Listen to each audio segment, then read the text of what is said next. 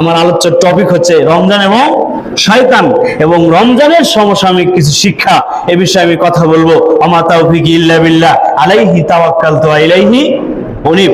শুরুতে আমি যে আয়াতটা পড়েছিলাম সেটা হচ্ছে আল্লাহ তাআলা বলছেন, ইয়া আইয়ুহাল্লাযিনা আমানু কুতিবা আলাইকুমুস সিয়াম। ওহে যারা ঈমান এনেছো, যারা ঈমানদার, যারা আমি আল্লাহকে একমাত্র রব হিসেবে স্বীকার করে নিয়েছো, তাদের জন্য আমি এই সিয়ামটাকে কি করেছি? ফরজ করেছি। তাহলে আমরা একটু আমাদের ক্যালেন্ডার গুলো একটু সমাহার করে নিই। সেটা হচ্ছে আমাদের দেশে দেখবেন একটা ক্যালেন্ডার আছে, সেটা হচ্ছে 10 দিন কি লেখা থাকে? 10 দিন আর 10 দিন। এই ভাগটা নিয়ে রাসূলুল্লাহ সাল্লাল্লাহু আলাইহি ওয়াসাল্লামের আমি একটা থিওরি আপনাদেরকে দেই। ইজা কানা রমাদান ফুতিহাত আবওয়াবুর রাহমাত। রমজানের প্রথম রাত্রি যখন শুরু হয়, গোটা রমজানটাই আল্লাহ রহমত দিয়ে ঘিরে রেখেছেন। এরপরে রাসূল সাল্লাল্লাহু আলাইহি ওয়াসাল্লাম বলেছে, আতাকুম রমাদান শাহরুন মুবারাকুন। রমজান মাসটাই হচ্ছে শাহরুন মানে কি? মাস। মুবারাকুন মানে বরকতময় মাস। ফারাদাল্লাহু আযজা ওয়া জাল্লা। অতএব এই মাসের সিয়াম পালন করা তোমাদের জন্য কি করা হয়েছে? ফারাদাল্লাহু আযজা ওয়া জাল্লা আলাইকুমুস সিয়াম। এই মাসে সিয়াম রাখা তোমাদের জন্য কি করা হলো? ফরজ করা হলো।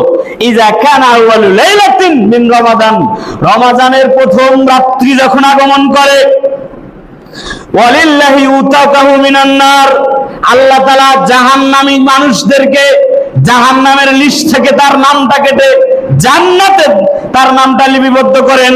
ওয়া জালিকা ফি কুল্লি লাইলাতিন। হুজুর তোমাকে আমি বলছি, কুল্লু মানে প্রত্যেক, লাইলাতিন মানে রাত। তুমি আরবি ইবারতে বোঝনি। আল্লাহ বলছে আমি প্রত্যেক রাতেই রমজান মাসে মানুষকে নাজাত দেই। তুমি 10 দিন নাজাতের ব্যবস্থা করেছো। তুমি শরীয়ত বোঝার তোমার মেধা এখনো তৈরি হয়।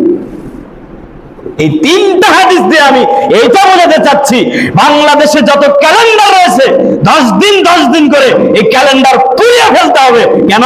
হাদিস গ্রহণের একটা নীতিমালা আছে। সেটা কি?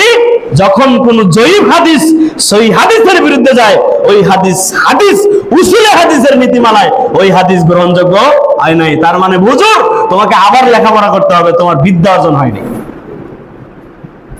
এটা হলো একটা ধোঁকা, যেখান থেকে আমরা কি চাই না গোটা রহমত? পুরো মাসটা চাই কিনা? তো পুরো মাসটাই তো আল্লাহ দিলেন, তো পুরো মাসটাই তো আল্লাহ ক্ষমার মাস করে দিলেন, পুরো মাসটাই তো বরকতময় করে দিলেন, পুরো মাসটাই তো নাজাতের করে দিলেন। তোমাকে এখানে পণ্ডিতি করার সুযোগ কে দিল? মুহাম্মদ সাল্লাল্লাহু আলাইহি ওয়াসাল্লামকে বুড়ি আঙ্গুলি দেখে তুমি মুহাম্মদ সাল্লাল্লাহু আলাইহি ওয়াসাল্লাম উম্মত দাবি করো কি করে? তোমার লজ্জা থাকা উচিত। তুমি জাতিকে ধোঁকা দিচ্ছ। সুতরাং এতটুকু সাধারণ কথা আজকে আমাদের কমন সেন্সে নাই, এভাবে আমাদেরকে ধোঁকা দেওয়া হচ্ছে। যেটা বলতেছিলাম আমি, রমজান এবং শয়তান।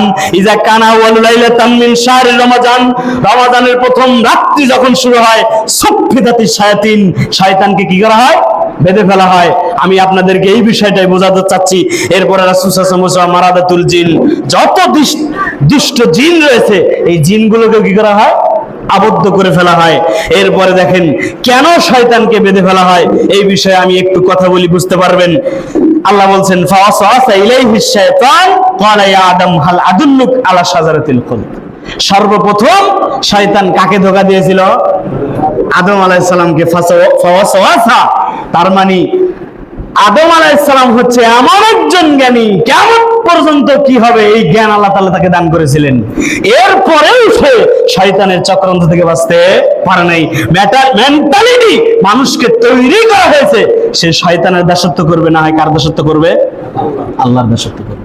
তাহলে গোটা রমজান মাস এই শিক্ষা নিতে হবে, আমার নফসটা যেন শয়তানের গোলাম না হয়, আমার নফসটা যেন নফসে রব্বানি হয়। কেন আল্লাহ বলছেন, ওয়ালাকিন কুনু রাব্বানিনা বিমা কুনতুম তুআল্লিমুনাল কিতাব। তোমরা রব্বানিমুখী হও। এই যে রব্বানিমুখী হতে গেলে তোমাদেরকে আমি যে জিনিসের প্রয়োজন সেটা হচ্ছে কি? কোরআনুল কারীম। তার মানে কোরআন দিয়ে আপনি রবের মুখী হতে পারবেন। বিষয়টা আমি আসতেছি। এই আয়াত এটা প্রমাণ করে আপনার জন্মগত, সৃষ্টিগত, জাতিগত শত্রুকে শয়তান।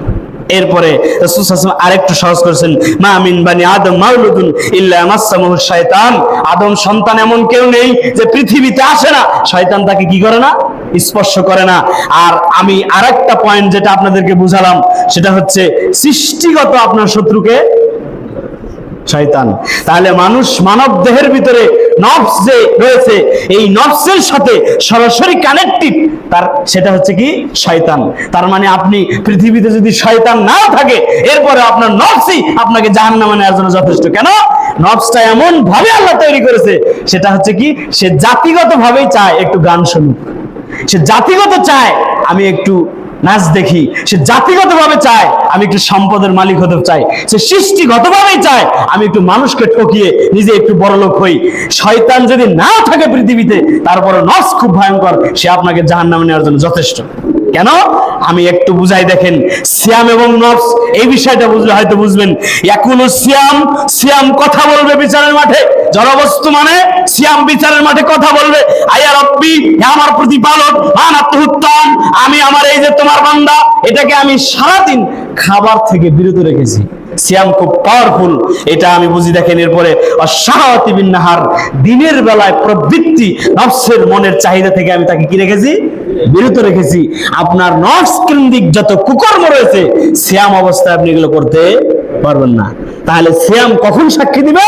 যখন আপনার মন যা চায় সেটার বিরোধিতা করতে পারবেন। তার মানে গোটা একটা মাস প্র্যাকটিক্যাল একটা প্রস্তুতি, সেটা হচ্ছে নফসের প্রস্তুতি। নফসটাকে আপনাকে কি করতে হবে? শয়তান থেকে দূরে রাখতে হবে। এটা গেল একটা পয়েন্ট। আর একটা দেখেন, রাসূলুল্লাহ সাল্লাল্লাহু আলাইহি ওয়াসাল্লাম এই প্রবৃত্তি পূজার একটা কমন পয়েন্ট, আপনি যদি স্ত্রীর সাথে স্ত্রী সঙ্গম করেন, এটা কি বৈধ না অবৈধ?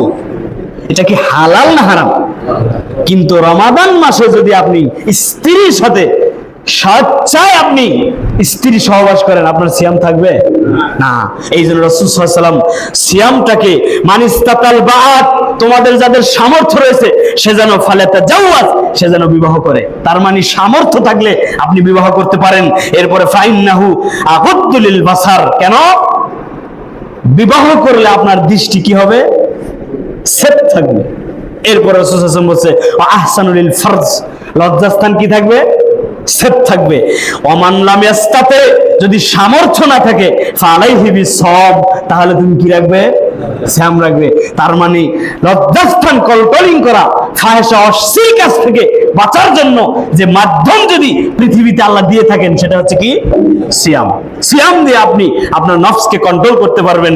এরপরে ফাইন্নাহু লা ইয়াজাউন, তাহলে আপনি নফসের যত চাহিদা আছে এগুলো থেকে বাঁচতে পারবেন। তার মানে সিয়াম একটা মারাত্মক পয়েন্ট। সেটা হচ্ছে কি? সিয়াম আপনাকে কুপ্রবৃত্তি থেকে নফসটাকে এমন ভাবে তৈরি করবে, গোটা 11 মাস ও শয়তানের সাথে যুদ্ধ করার জন্য শক্তি, অ্যাবিলিটি থাকবে।